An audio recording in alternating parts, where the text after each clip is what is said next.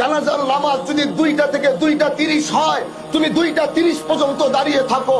তুমি তো সেই মজমায় দাঁড়িয়েছো যেখান থেকে তোমার বাবার বিদায় হয়েছে, যেখান থেকে তোমার মার বিদায় হয়েছে, যেখান থেকে তোমার বিদায় হবে, যেখান থেকে আমার বিদায় হবে।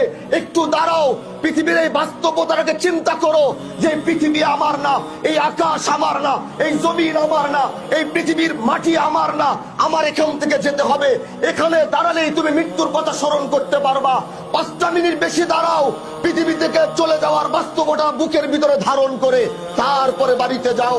আল্লাহ জানো, আজ আমার চাচা যেখানে চলে গেছেন, আমি তার জন্য দোয়া করি। আজ তার সন্তানরা দাঁড়িয়ে রয়েছে।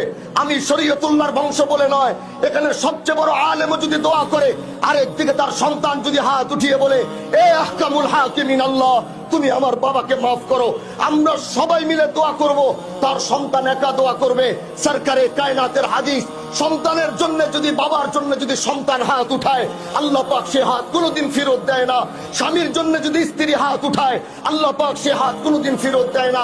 এজন্য আমি আমার ভাইদেরকে বলবো, আমরা তো দোয়া করবই, কিন্তু তার পাশে পাশে যখনই নামাজে বসবেন, সালাম ফিরিয়ে সর্বপ্রথম নিজের বাবার জন্য দোয়া করবেন।